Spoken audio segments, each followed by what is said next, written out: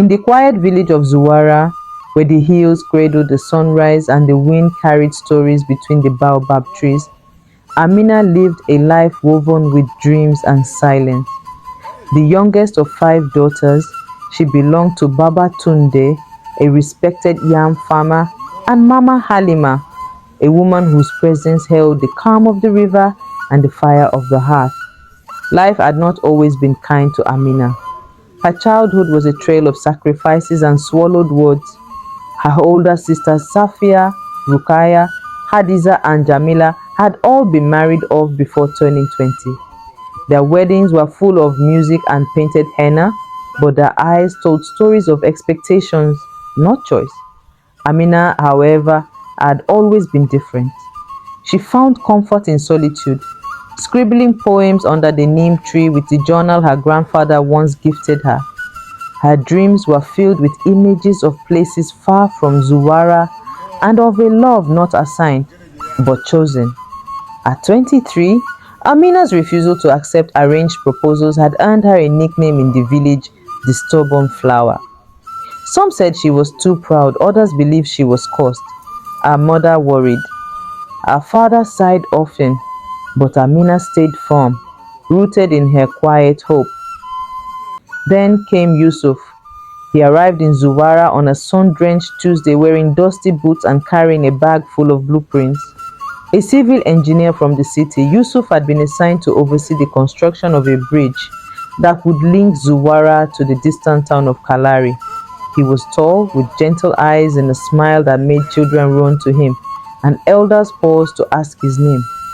Unlike most strangers, Yusuf was humble. He helped the masons carry bricks, ate from the local buka, and greeted even the smallest children with warmth. The village liked him almost immediately. So did Amina, though she pretended otherwise. She saw him often from a distance at the market by the stream, under the mango tree where the workers rested. Their first meeting, however, was less than poetic. It happened in the crowded Thursday market. Amina had gone to buy pepper for her mother. A child tripped near her, and in the chaos she dropped a basket. Tomatoes rolled onto the dusty ground. Yusuf stepped in to help. Their hands brushed. She looked up startled and found his eyes already on hers. "Are you all right?" he asked. She nodded, mumbled a thank you, and left with a heartbeat louder than the drums at the New Yam festival. The next day, he nodded in greeting when he passed by. The day after, he smiled and asked, "Do you like stories?" That simple question unraveled her. He had noticed her journal. Their friendship bloomed quietly. They shared stories under the old tamarind tree, where Amina read her poems and Yusuf talked about his mother, who died when he was 12, and his father, who raised him with silence instead of affection. He confessed his loneliness. She shared her longing for something beyond the fences of Zuwara. Others noticed their growing bond. Her sister Jamila, now married with 2 children, warned her gently. "Love is not always enough," she said. Her father grew colder. Her mother prayed more often. Villagers gossiped by the well. "City men don't marry village girls," they whispered. But Amina's heart had begun to beat to Yusuf's rhythm. One sad evening, a boy named Musa, her childhood friend and silent admirer, watched her laugh with Yusuf from a distance. Musa had once hoped to marry her. That night, he drank palm wine until the stars glowed and cried behind the palm grove. Even the village tailor Alhaji Bako shook his head. "She will break hearts and leave sadness behind," he muttered. 3 months into Yusuf's stay, Amina began to smile more. They walked together after the call to prayer. He brought her books from the city.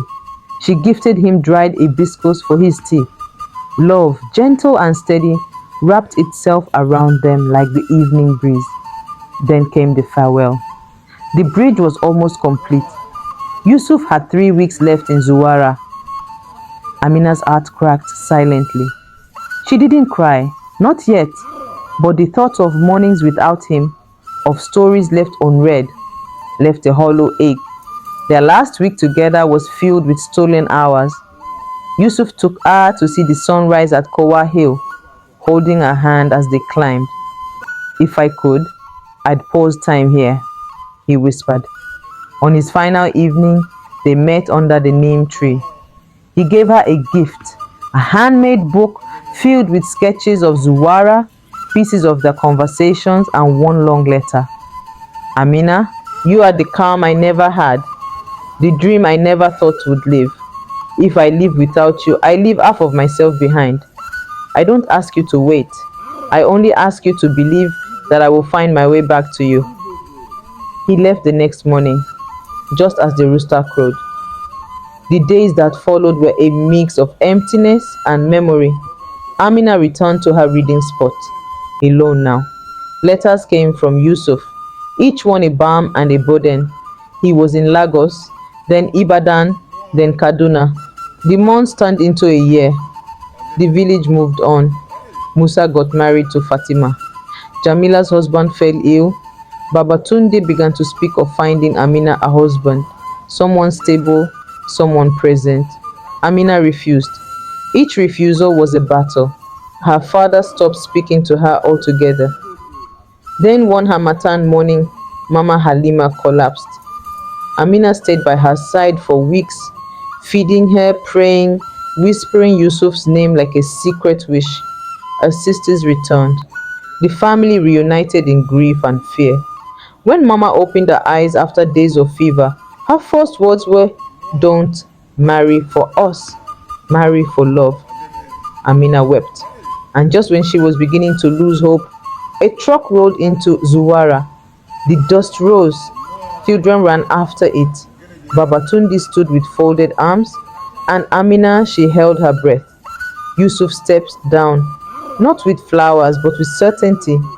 He greeted her father first, bowed deeply, and said, "I come not with promises, but with a heart that has searched and found its home." He turned to Amina, held out a simple ring carved from Zuwara's own ironwood, and said, "I want to build my future beside you." And under the baobab tree, with the smell of firewood in the air and drums echoing from the distance, Amina said yes. Not because the village approved, not because she was expected to, but because her heart had waited and love had come.